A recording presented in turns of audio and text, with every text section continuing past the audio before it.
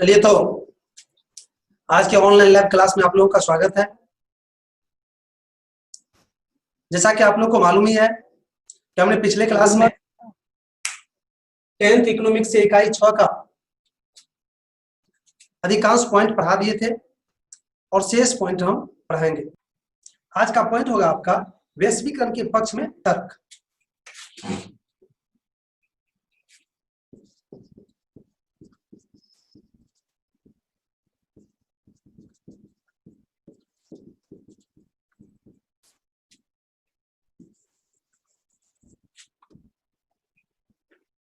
तो आप लोग भी बढ़िया से लिख लीजिए इसको।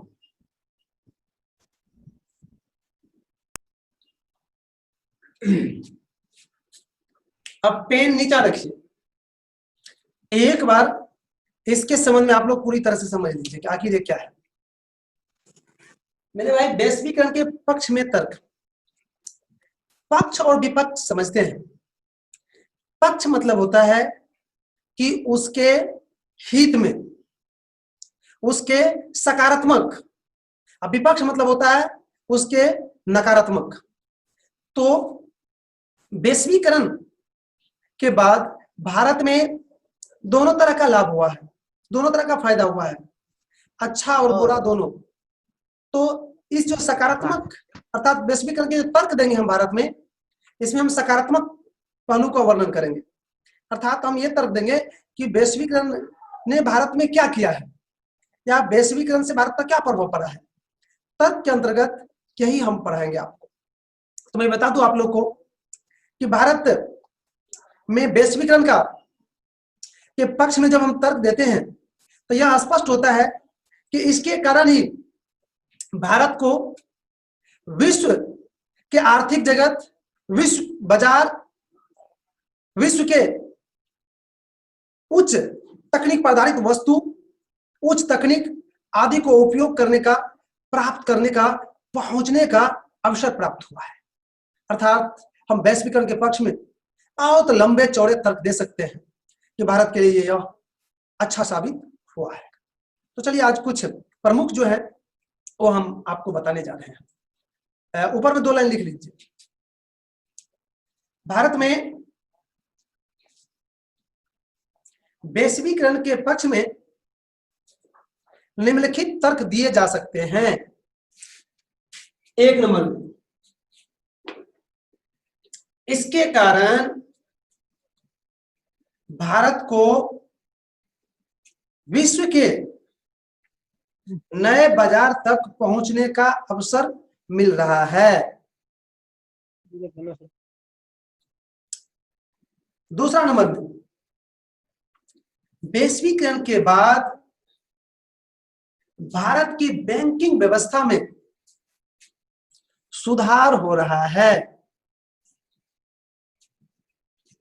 क्योंकि वैश्वीकरण के बाद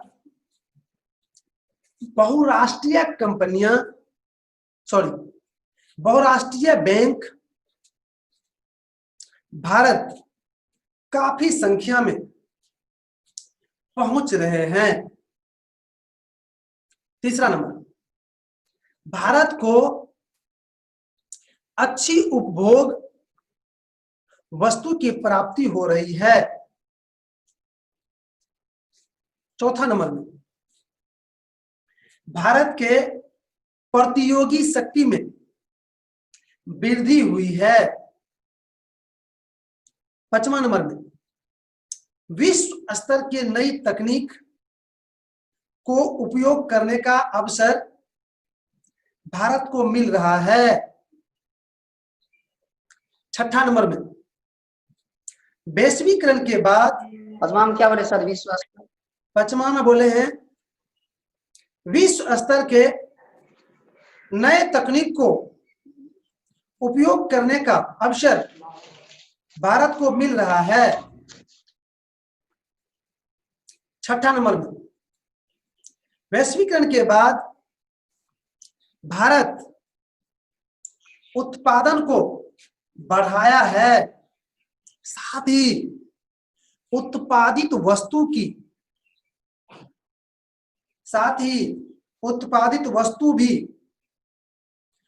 उच्च स्तर का बनने लगा है। 7वां नंबर में, इससे भारत के प्रत्यक्ष निवेश को बढ़ावा मिला है। तो इस तरह से वैश्वीकरण के पक्ष में जो तर्क था भारत में, उसको मैंने लिखाया और समझाया भी। अगर इसको लेकर अभी भी आपके मन में कुछ क्वेश्चन है तो आप पूछ सकते हैं।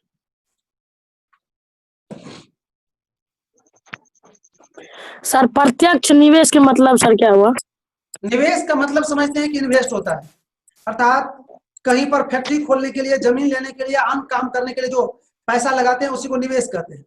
अब प्रत्यक्ष निवेश हुआ कि सीधा जाके किसी देश में आप अगर पैसा लगाते हैं तो उसको कहा गया प्रत्यक्ष निवेश।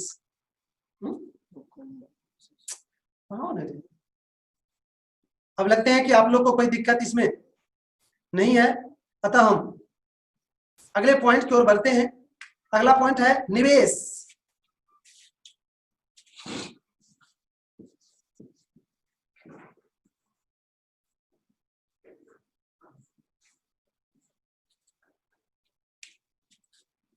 एक बार सुन लीजिए निवेश के विषय। इसका इंग्लिश होता है इन्वेस्ट, अर्थात किसी संपत्ति, किसी वस्तु, किसी सेवा आदि को पाने के लिए उस पर जो खर्च किया जाता है उसी को निवेश कहा जाता है। बिल्कुल सिंपल है। अतः निवेश का मतलब सीधा हो गया कि वस्तु को, सेवा को पाने के लिए किए गए खर्च। अब इसको आप लोग नोट कर लीजिए। किसी वस्तु या संपत्ति को, किसी वस्तु या संपत्ति को पाने के लिए जो खर्च किया जाता है उसे ही निवेश कहा जाता है। और बहुराष्ट्रीय कंपनी द्वारा जो खर्च या निवेश किया जाता है उसे विदेशी निवेश कहा जाता है। तो इस तरह से आपने निवेश को समझ गए। चलिए अब हम लोग अगले पॉइंट की ओर बढ़ेंगे। अगला पॉइंट है बिहार में वैश्वीकरण का प्रभाव। लिख लीजिए।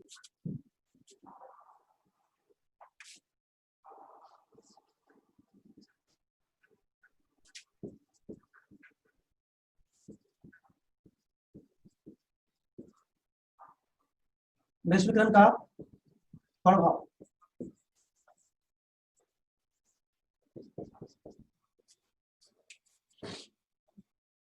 मेरे भाई, वैश्वीकरण आपने समझ चुके हैं, वह प्रक्रिया है जिसके द्वारा संपूर्ण विश्व को एक किया जाता है।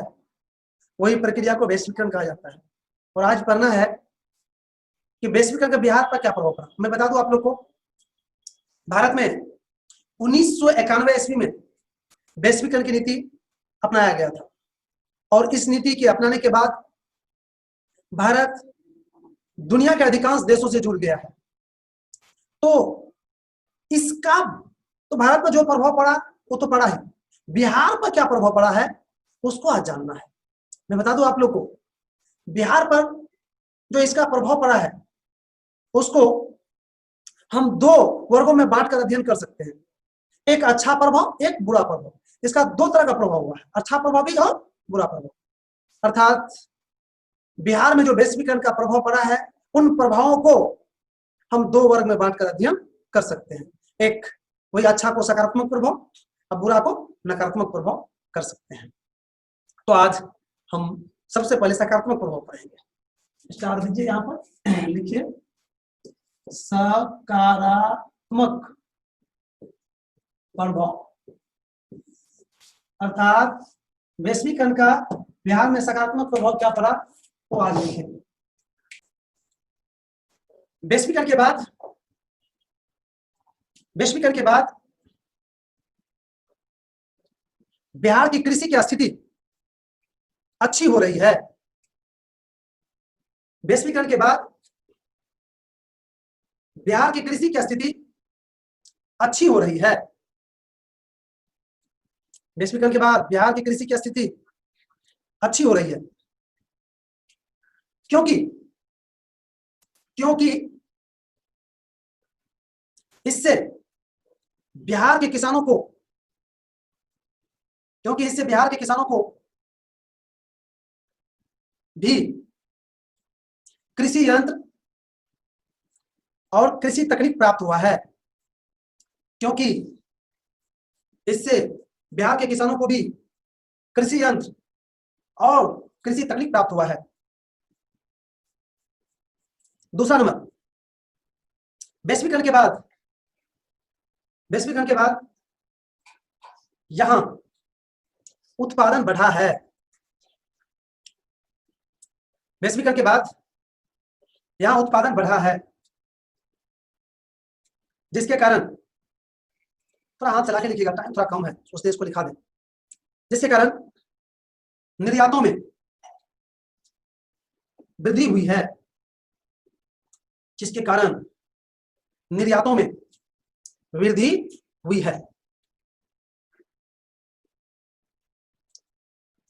तीसरा नंबर, वैश्वीकरण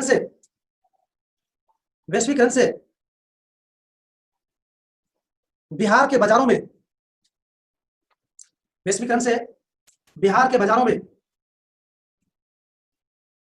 विश्व स्तरीय उपभोग की वस्तुएं उपलब्ध होने लगी है।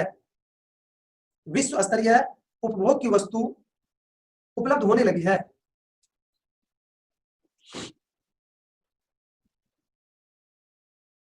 चौथा नंबर में, वैश्वीकरण के बाद